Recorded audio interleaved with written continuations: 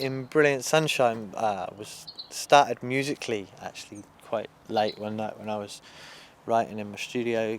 It was called a studio. It's more of a bedroom actually, but and I was actually sort of dancing around to it when I did. I was really, really excited by it. And I remember phoning you up at about 4 in the morning. You know, just noise. Yeah. And then, but lyrically, I guess it's kind of about. Well, it is about. You know how people change when they're around other people, in different situations, and they really shouldn't. I mean, I know I struggle with that because I can't, and it gets me in trouble. People in glass houses.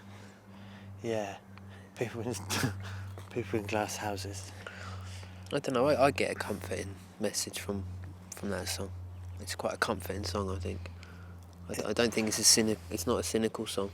No, You know, despite the topic, I think it's still like it's not like you change socially, so get out my face. It's like you change socially, don't bother, give us a hug.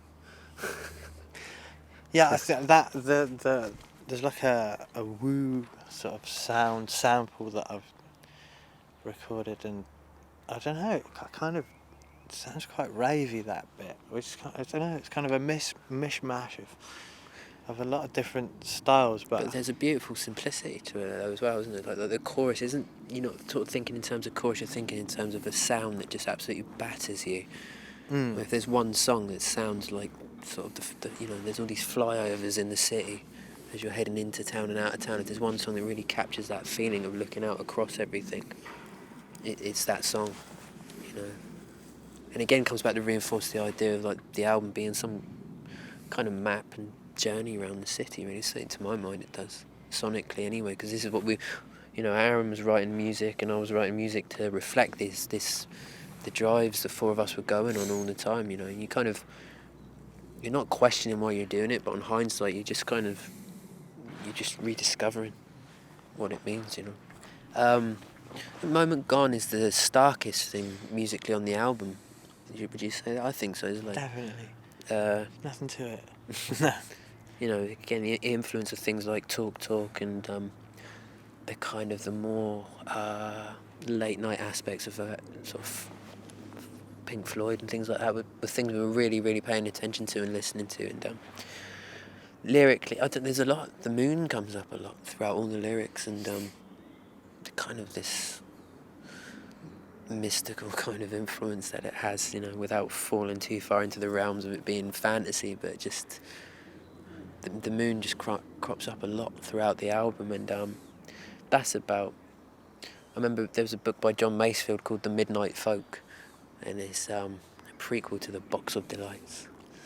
I love The Box of Delights. It's genius, and it's so atmospheric, and it was just about fleeing, you know, midnight, fleeing through the woods and chasing after spirit and shadow and shade, but being united in, I don't know, the quickest song in terms of writing and recording and arranging is Lakes Can Be Lethal, which is the penultimate song on the record, and it happened so quickly. It was, I mean, it's the most a song of ours has ever grown on me. Personally, I mean, I liked it, but I didn't think it was. I can't stop listening. That's the one I can't stop listening to, and I really don't know.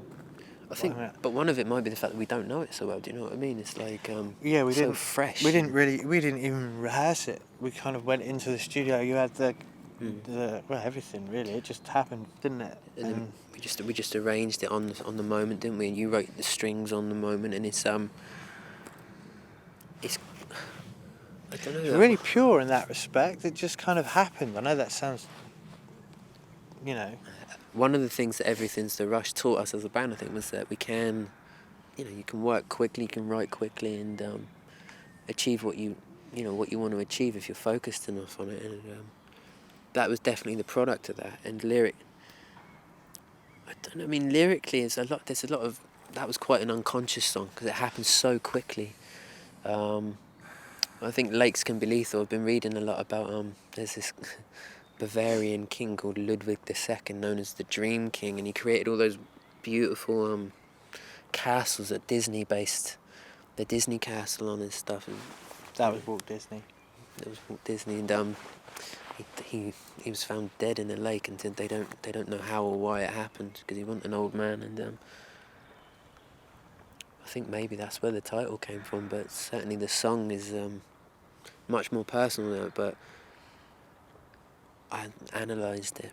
That would be that's probably the one instance where the lyrics have just come with the tune, and it probably says a lot more than I realise at the moment, but I'll give it a couple of years and I'll have a very... You decide what it's about. The last track on the album is Star Tiger, Star Ariel. Eponymous, yeah. We had the riff. You had the riff, Yeah. and I didn't want to do anything with it. He didn't 'cause want- I couldn't. Aaron had a vision for the riff, and I couldn't see where we could go with it. And he forced me at gunpoint at one of our most fraught periods to put the riff down and go away. and leave it. And when I came back, he'd created this like amazing string line for it. It was just... Part of me, selfishly, because I loved the riff so much, wanted to have something involved so I could have a co-write credit. By your honesty. I think when that was really a difficult time for us personally, writing wise, because I think you weren't in a very good way. I find that funny. I don't find that funny, but you know, so I kind of felt like I just wanted you to record and then leave in the best possible way. You take the raw material and shape it into Delay's goodness. It's so much better when I work on my own. But what it did was it kind of then reinvigorated something that had laying around for a long time. I mean, I don't know, because again, it's a similar thing with Lakes Can Be Lethal, where all of a sudden there's a freshness to it, and I think as soon as we heard that, we knew we had a beginning and we had an ending with Star Tiger, and so we very much developed the track as an end song for the album, and there was no discussions of making it succinct or... We totally indulged ourselves with that song. Ran with it and ran with it and ran with it, and lyrically, knowing we were starting off in the forest, we wanted to end in the most industrial, epic, human environment. So lyrically, people running across rooftops. Yeah. Well, that's what we want a soundtrack. Yeah, yeah. But the last line on the whole album is all these suns set for miles can't compare to this time here with you. And it's kind of about being stood in the shadow and the light of the power station with the fire blazing, and just celebration of being in the moment and joyful. We wanted to leave the album on a personal note, and it's been, I don't know, playing it live, because we've been playing it live now for a few gigs, and the moments when you just shut your eyes and you lose yourself in it, like... It's the first time I think we've ended an album with a track that you feel is a definitive end track for an album, you know.